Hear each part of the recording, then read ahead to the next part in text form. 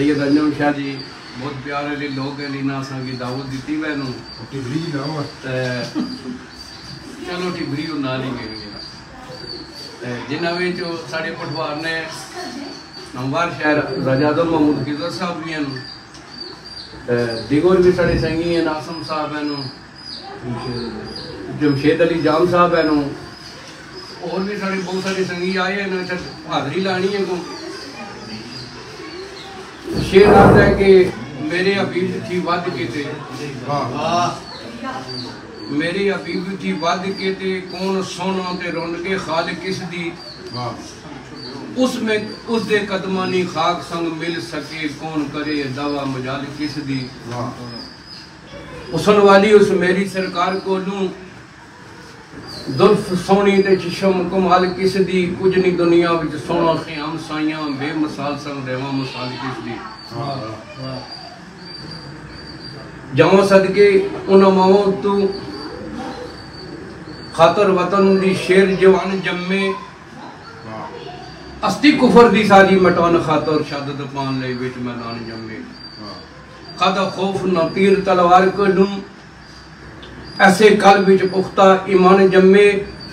जिथे कर गए सजदे शहीदर दी रस्म नशर तोड़ी नमो निशान जम्मे।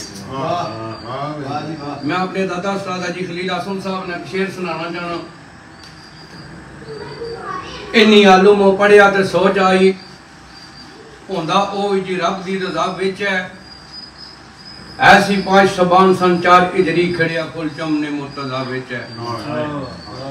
चुमी जांदे हुसैन नू रोई जांदे अथरू लड़ी हुई चिश्मे मुस्तफा विच है सबर अजर हुसैन नू दई मौला नुक्ता खास नबी दुआ विच है वक्त लंघदा रिया आया 60 इजरी जो मशहूर दौरे इब्तला विच है जिदियां खबरां जबरील अमीन दित्तियां अज सफर मंजिल इब्तदा विच है हरम पाक छड़िया हरम वालियां ने सफर कुफा व नजर कुजाब विच है मरम 2 सन 61 इजरी सैयद पहुंचिया करबला विच है पुछया थां केड़ी लोकां तफ दसिया खैमे लाए रबी मुनशहा विच है असम कुंबा विच करबल को आ दसिया इने गरीदार है खुदा विच है हुन ज्यादा तो मैं एक शेर सुनावा है हुन कौन आई कश्मीर तो बंदे नहीं राशिद बाग नाल ताल्लुक है 10-15 मिनट होए सन मेरी गल हुई ताना सा साडा भी जिक्र करे कहंदे दोस्त जन्नत कश्मीर जिसनु